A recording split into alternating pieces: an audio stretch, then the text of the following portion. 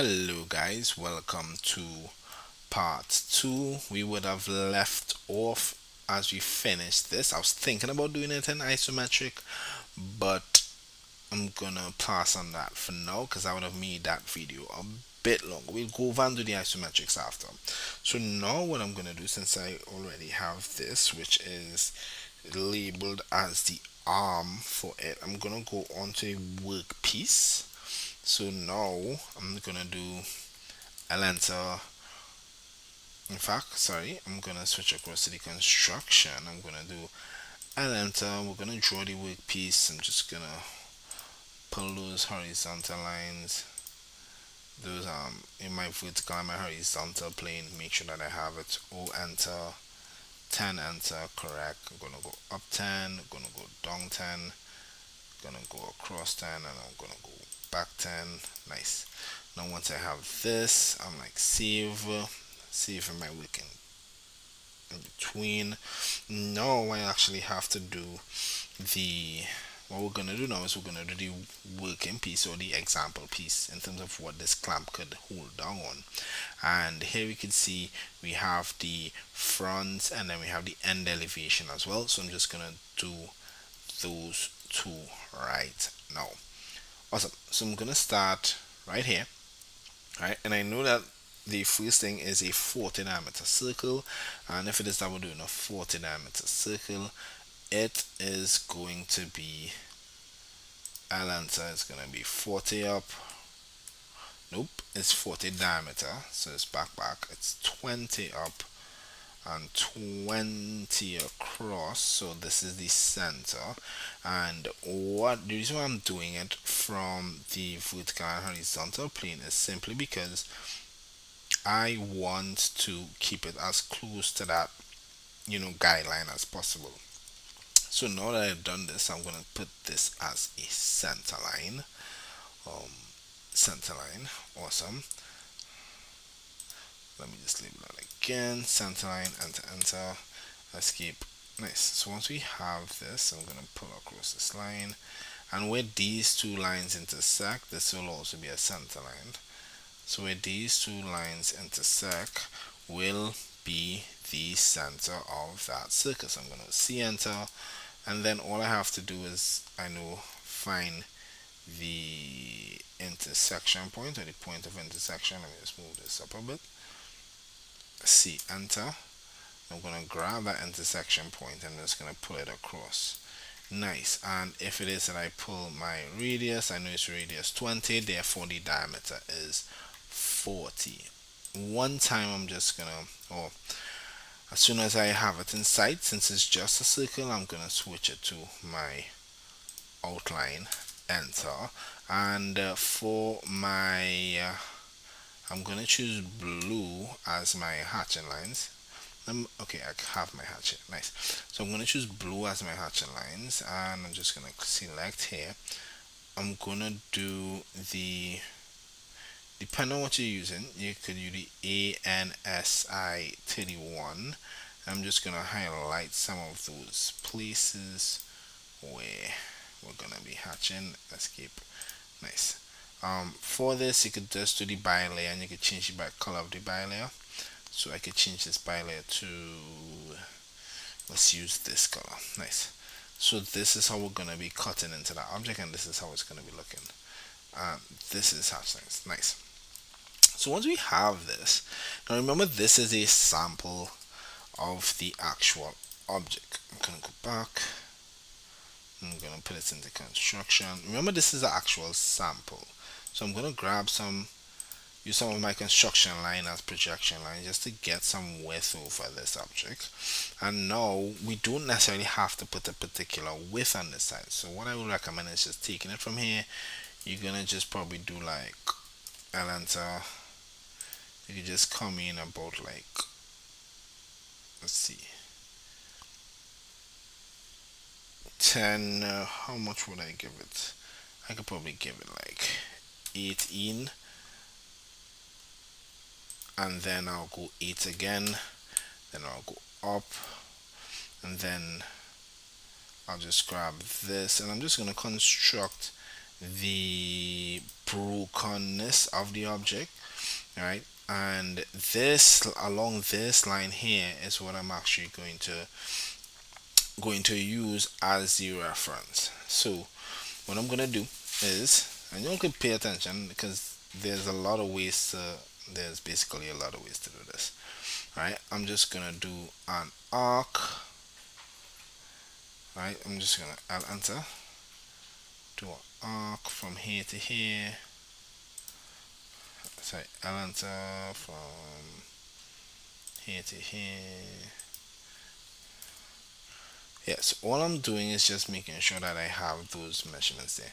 So now what I have to do is take a 3-point arc. I believe I should be able to use a 3-point arc, and I am just going to measure where the centers, pull out that next point about here, curve that back in here, and I'm going to continue doing that. So again, 3-point arc, starting at the inner part, right midway is where I want to come out. This is where the 8 would have come in. You could have probably done less, but you want it to be visible enough so that we could see where the object was um, basically cut.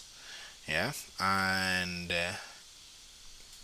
yeah, that's about it. The only thing that you have to do is there's one side where you have the perspective.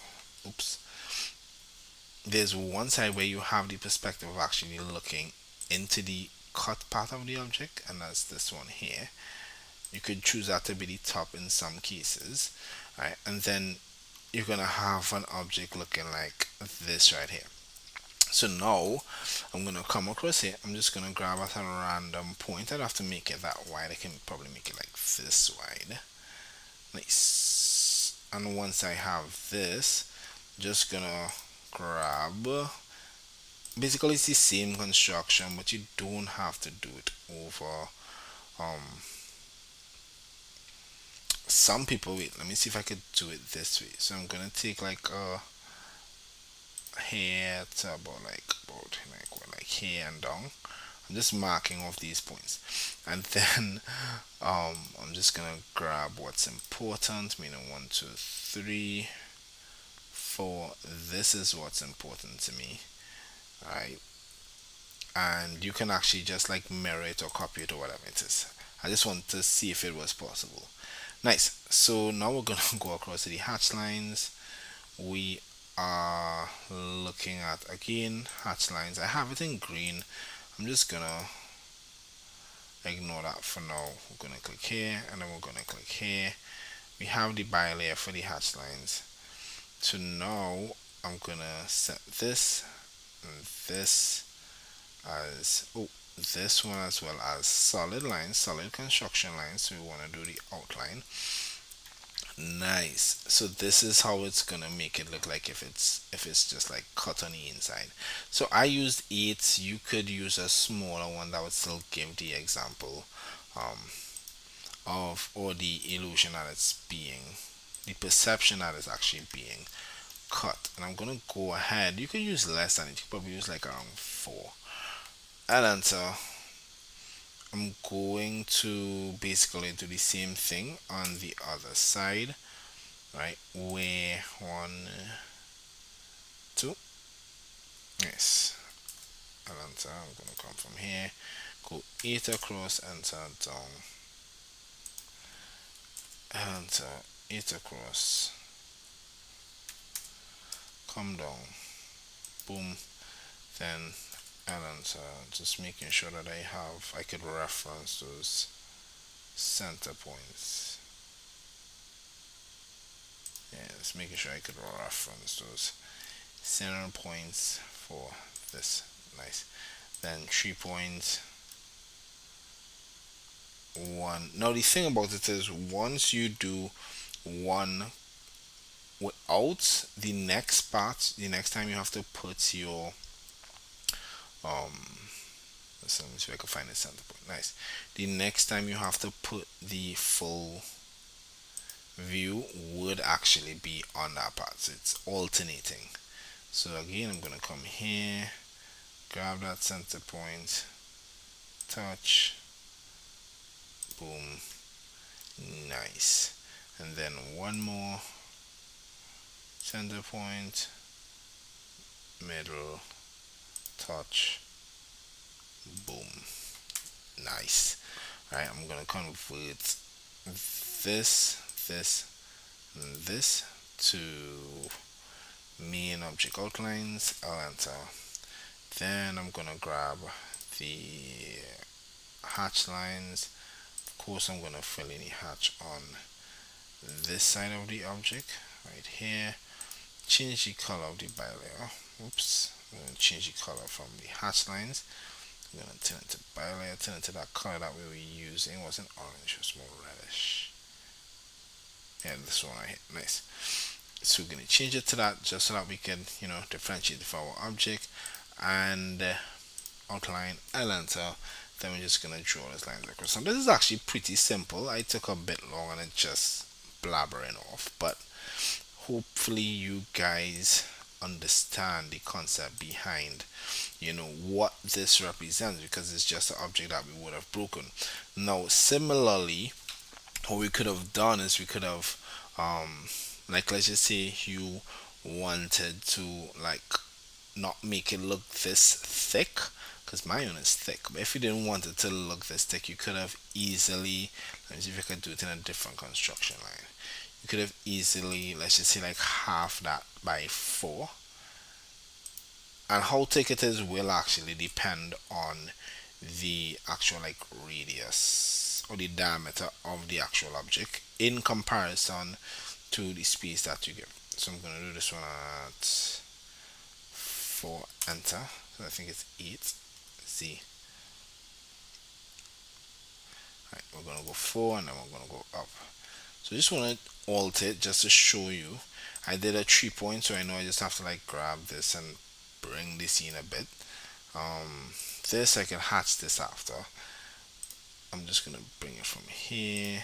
I'm just showing you all how I would adjust it if it is I didn't want that big thick belly for the piece. Right, same thing on this side. I would go across, or at least lower it. So it was 4 before, I'm gonna put it at, it was 8 before, I'm gonna put it at 4. Then I'm going to delete this, grab this, pull this in, just make sure